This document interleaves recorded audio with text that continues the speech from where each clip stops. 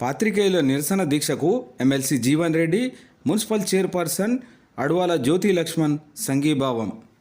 జైత్యాల జిల్లా కేంద్రంలోని తహసీల్ చౌరస్తా వద్ద ఆర్డీఓ కార్యాలయం ముందర నిరవధిక నిరసన దీక్షకు MLC Jeevan Reddy, municipal chairperson Adavala Jyothi లక్ష్మణ్లు సందర్శించి సంఘీభావం తెలిపారు.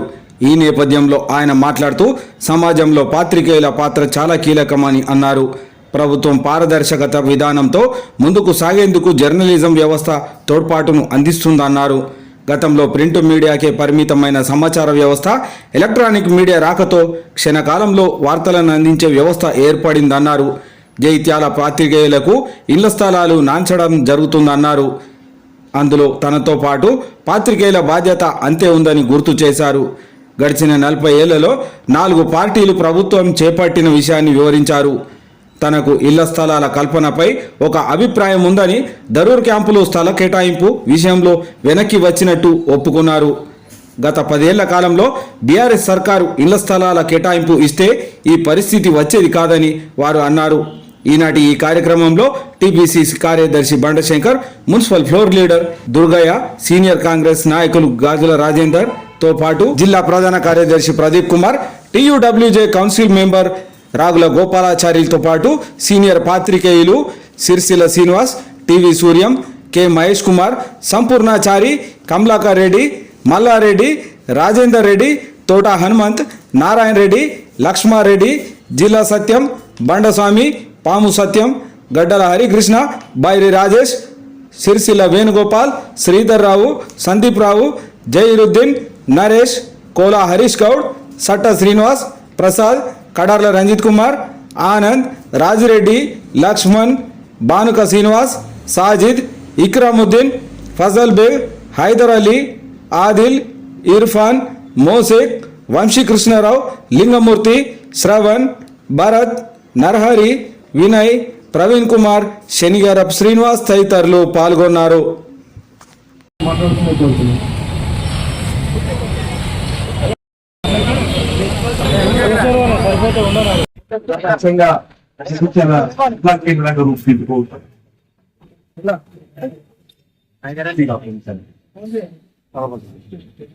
ప్రభుత్వ కార్యక్రమాలను ప్రజానీకానికి వివరించడంతో పాటుగా ప్రజా సమస్యలను ప్రభుత్వానికి నివేదించడం, కార్యక్రమాలు అమల్లో ఉన్నటువంటి లోటుపాట్లను ఏదైతుందో సమాజానికి ఎత్తి చూపటం, ఒక విధంగా ప్రభుత్వం పారదర్శకంగా బాధ్యతలు నిర్వర్తించే విధంగా తోడ్పడేది మరి పాత్రికేయ సోదరులను చెప్పడం తప్పదంటుంది. చట్టాల అమల్లో ఏదైతుందో ఏ విధంగా లెజిస్లేచర్, శాసన వ్యవస్థ, అట్లాగే ఎగ్జిక్యూటివ్ పరిపాలన వ్యవస్థ, జ్యుడిషియరీ న్యాయ వ్యవస్థ మనం పేర్కొంటామో, అంటే ఈ మూడింటికి తోడు ఫోర్త్ ఎస్టేట్ గా పిలువబడేటువంటి యొక్క ఇవాళ జర్నలిజం, పాత్రికేయులు, పత్రికా ప్రపంచం ప్రధానమైనది చెప్పాలి తప్పదస్తుంది. ప్రజాస్వామ్యంలో నిష్పక్షపాతంగా, వాస్తవానికి అనుగుణంగా, పారదర్శకంగా పనిచేస్తున్నదే మరి ఈ పాత్రికేయ సోదరులు, మరి పత్రికా ప్రపంచం అని చెప్పడం తప్పదంటుంది. గతంలో ఏదైతుందో కేవలం ప్రింట్ మీడియాకి పరిమితమై ఉంది. ఎలక్ట్రానిక్ మీడియా తెరపైకి వచ్చి తదుపరి ఏదైతుందో within no time, no seconds ఇది ప్రపంచంలో ఎక్కడున్న వార్తనైనా మొత్తం సమాజాన్ని అందింపజేస్తున్నటువంటి ఒక వ్యవస్థ మరి పాత్రికేయ సోదరులు అని చెప్పడం తప్పదంటూ నేను సమాజంలో ఉన్నటువంటి ఏ వర్గమే కానివ్వండి చెప్పండి, వారికి కావలసినటువంటి ఒక అవసరాలు తీర్చడం ఒక విధంగా ప్రభుత్వ బాధ్యత. ఎదికి ఎనిబడి సమాజంలో ఉండేటువంటి భాగస్వాములు ఎవరైనా కానీ, అది ప్రభుత్వ ఉద్యోగస్తులే కానివ్వండి, నిరుపేద వర్గాలే కానివ్వండి, పాత్రికేయ సోదరులే కానివ్వండి, ఎవరిని కానివ్వండి, మరి అటువంటి పరిస్థితులలో మరి జగిత్యాల పాత్రికేయ సోదరులకు సంబంధించి కొంత ఈ ఇళ్ల స్థలాల కల్పన దశాబ్ద తరబడి ఏదైతుందో నాంతపత్రులు మాట వాస్తవం చెప్పండి. నా అనుభవం కూడా నేను గమనించింది. ఇది ఒక విధంగా చెప్పాలంటే ఇందులో నా బాధ్యత ఏంటుందో మీ బాధ్యత కూడా అంటాం. రెండు చెప్పండి. ఇప్పుడు ప్రభుత్వాలు ఏదైతుందో ఒకప్పుడు టీడీపీ ప్రభుత్వం ఉండే, తదుపరి కాంగ్రెస్ వచ్చింది, తదుపరి టిఆర్ఎస్ వచ్చింది, మళ్ళీ వాళ్ళ కాంగ్రెస్. అన్ని ప్రభుత్వాలు పాలనలు వచ్చినాయి. టీడీపీ ఒక దశాబ్ద కాలం పాలించింది, తదుపరి కాంగ్రెస్ ఒక దశాబ్ద కాలం పాలించింది, టిఆర్ఎస్ ఒక దశాబ్ద కాలం పాలించింది, మళ్ళీ వాళ్ళ కాంగ్రెస్ పని. అది బాధ్యత అనేది ఏదైతుందో నిర్వర్తన లోపల ఒక విధంగా అది ఏ రాష్ట్రీయ పార్టీ అనేది పూర్తి స్థాయిలో పరిష్కరణకు మరి కార్యాచరణ రూపొందించలేకపోవడమో ముందుకు పోలేకపోయినటువంటి చెప్పగలం. ఇప్పుడు అక్కడికి ఇప్పటికున్నటువంటి నాయకత్వాలు కూడా మన ముందున్నాయి. అప్పటి నుండి ఇప్పటి వరకు నాయకత్వాలు కూడా మన ముందున్నాయి. నేను ఈ విధంగా ఇవాళ ఆనాటి నుండి ఈనాటి వరకు ప్రజా జీవితంలో నేను ముందున్నాను. నాతో పాటు ఇతర మిత్రులు కూడా ఏదైతుందో ఆనాటి నుండి ఈనాటి వరకు ప్రజాక్షేత్రంలో నేను ఒక వ్యత్యాసం ఏంటంటే, సరే నాకు నేను ఒక అభిప్రాయాన్ని కలిగి ఉంది. పాత్రికేయ సోదరులు కింద కల్పన అనేది తప్పకుండా కల్పించబడాలి. పాత్రికేయ సోదరులు కింద కల్పనలో కూడా ఏ విధమైన భిన్నాభిప్రాయం లేదు. కానీ ధరుణ్ క్యాంపుకు సంబంధించి మాత్రం ఏదైతుందో మీ యొక్క అభిప్రాయాన్ని మొదటి కూడా కలిగి ఉందా? సరే మేబీ రైట్ ఆర్ రాంగ్ ఒక్కొక్కరికి ఒక్కొక్క రకమైనటువంటి ఆలోచన ఉంటుంది. నాకు ఒక రకమైన ఆలోచన ఉన్నది. ఆలోచనకు అనుగుణంగా ఇంతకాలం నిగురుకుంటున్నాం. మన ఆలోచన ఫలితం ఏదైతుందో ఇవాళ జగిత్యాల కలపడి ఆ ఫలాలు మరి జనం సమాజం పుట్టుకుందని కూడా నేను భావిస్తున్నాను. దాని అనంత స్వాతంత్ర సమర్థులే కానీ ఇతరత్ర గృహ నిర్మాణానికి సంబంధించి ప్రభుత్వ ఉద్యోగస్తులే కానీ ఎవరెవరు అన్నారన్నా భవిష్యత్తు జయించాల్సినటువంటి ఏకైక మనకు ప్రభుత్వ కార్యాలయాల ఏర్పాటుకున్నటువంటి కరువు క్యాంప్ దాన్ని కాపాడుకోవడం అందరి బాధ్యత, సమాజం బాధ్యత. మనం ఏదైతుందో ఇతర జిల్లాలతో మనం పూర్తి చూసుకుంటే నిజామాబాద్ జిల్లా కేంద్రం ఎక్కడుందో దయచేసి గమనించండి. పాలనకు వస్తే 5 to 10 కిలోమీటర్స్ సిటీ. మనం సిటీ పెరిగిన హైదరాబాద్ ఏదైతుందో మధ్యలో ఉంటే అక్కడ టోల్ గేట్ దాటిన తర్వాత వస్తాయి చెప్పండి. కలెక్టర్ కార్యాలయం కానీ ఎస్పీ కార్యాలయం. నిజామాబాద్ కూడా ఎక్కడితో దయచేసి గమనించండి.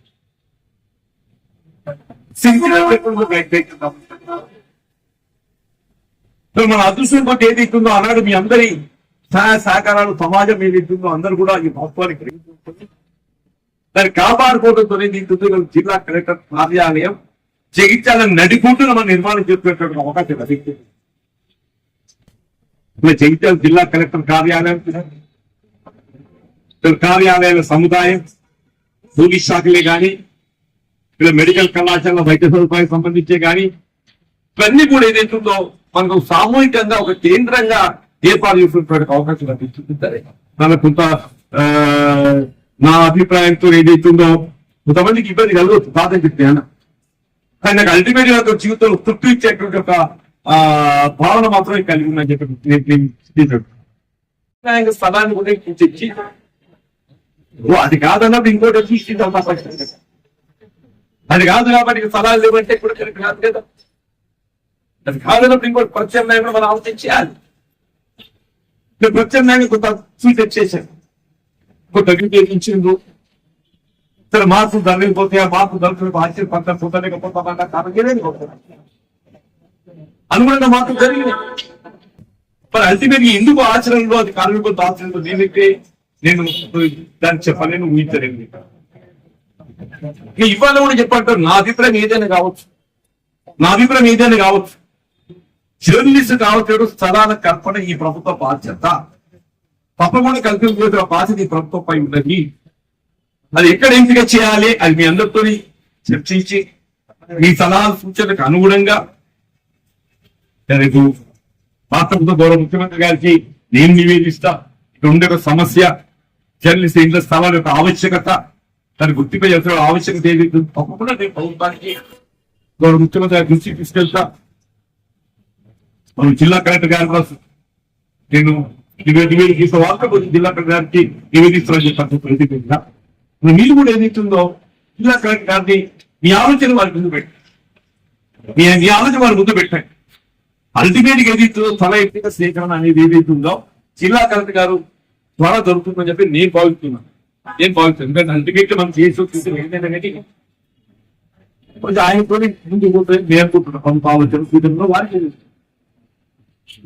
వారి ఎక్కడ ఏ విధంగా స్థల ఎంపిక చేయబడాలి. ఒకరి మాట చెప్తూ దయచేసి నాకు మీరు అన్యత భావించకండి. నేను ఏనాడు కూడా దీనికి భిన్నంగా లేను. స్థలాల కల్పన ఏనాడు కూడా భిన్నంగా లేవు. ఒక అభిప్రాయం కలిగి ఉండొచ్చు అంతే తప్పే. దీంతో స్థలాల కల్పన భిన్నంగా లేనే. నా దృష్టం ఏంటంటే ఇప్పుడు గతంలో టీఆర్ఎస్ 10 ఏళ్ళు రాజ్యం చేసింది. ఇవాళ అనకూడదు కానీ చేసి అయిపోతుండే కదా. 10 సంవత్సరాల పాలన ఉండి తెలంగాణ రాష్ట్రం అది ఏర్పడదంటే ఈ పాత్రికేయులు ఇవ్వండి తెలంగాణ రాష్ట్రం పడ్డాయి. బట్ ఫర్ జర్నలిస్ట్ అని చెప్పంటున్నాను. 69 గంటలు ఎంతకాలం పెద్దగా వచ్చింది. ఆనాడు ఏదైతుందో ఈ 4th ఎస్టేట్ పత్రికా ప్రసార సాధనాలు ఏదైతుందో అంతా గుర్తుకుంటుందని. ఇప్పుడు ఉన్నది ఎడ్యుకేషన్ ఏదైతుందో ప్రసార సాధనాలు ఏదైతుందో ప్రధాన పాత్ర పోషించింది. తెలంగాణ రాష్ట్ర ఏర్పాటు ఆవశ్యకత గుర్తించారు. తెలంగాణ రాష్ట్ర ఏర్పాటు ఇవాళ ఏదైతుందో చేపలను కావటంలో ప్రధాన పాత్ర పోషించింది. ప్రసార సాధనాలు రెండు ప్రింట్ మీడియా, ఎలక్ట్రానిక్ మీడియా, ఎవరి కూడా చెప్పండి. తప్పకుండా ఎప్పటికీ చెప్తున్నాయి. నేను నివేదిస్తా, ఇతర ప్రజాప్రతినిధులు కూడా నివేదిస్తారు. మీరు కూడా నివేదిస్తారు. మీరు కూడా ఆలోచించండి. గోయింగ్ చేయండి. ప్రజావాణి ఉండేది అపాయింట్మెంట్ పెద్ద సమస్య కాదు. వారు అప్రాడ్ వెళ్ళిపోయినట్టు మీరు ఎక్స్పెక్టెడ్ కంబైన్ 50 ఉంటాయి. మరి వచ్చిన తర్వాత ఆలోచించకపోయింది మీరు తదుపరి కరెక్ట్ గా అది ఏ విధంగా అనేది ఏదైతుందో ఆలోచన చేసి తప్పకుండా ఇళ్ల స్థలాల కల్పన అనేది ఏదైతే మీ హక్కులు భావిస్తుందో అది ఫలప్రదమయ్యే విధంగా ఈ ప్రభుత్వం నిలబడుతుందని చెప్పినటువంటి ఒక భావన నేను వ్యక్తం చేస్తున్నా. నేను కూడా మీరు ఒకటి భావించండి చెప్పండి. మీ సుదీర్ఘ ప్రజా జీవితం 4 దశాబ్దాలు ఏదైతుందో నాకంటూ ఒక వ్యక్తిగా గౌరవం ఇచ్చి నాకు అండగా నిలబడుతుంది ప్రసార సాధనలో పాత్రికేయులు చెప్పని చెప్పండి. గొప్పదా మీకు అందరికీ రుణపడి ఉంటాను చెప్పండి. అందరి పరిస్థితి తిన్నాం, నా పరిస్థితి తిన్నాం. అందరూ కూడా అనుకుంటారు మీరేంటా ఇట్లా అని చెప్పండి. నాకుండే ఒక పరిస్థితుల ప్రభావము లేకుంట అంటే ఆశించిన మేరకు పంపించుకున్నా అనేది ఉందో నన్ను ఒక భిన్న వ్యక్తిత్వంలో చూసి నన్ను ఏనాడు కూడా ఎదుర్చుతో విడదీయాలి చెప్పండి. నాకు అండగా నిలిచినడు తప్పకుండా నన్ను మీ వారిగా భావించండి. మీ యొక్క ఈ ఇళ్ల స్థలాల కల్పన అనేది ఏదైతుందో హక్కుగా భావిస్తున్నా. దానికి ఏదైతుందో ప్రభుత్వాన్ని నివేదిస్తాను నేను. మీరు కూడా స్వయంగా నివేదించండి. తప్పకుండా ఈ సమస్య పరిశీలించబడి సాధ్యమైన తొందరలో అందరూ ఇంట్లో అవుతామని చెప్పినటువంటి ఆశాభావాన్ని వ్యక్తం చేస్తూ తెలియజేస్తారు.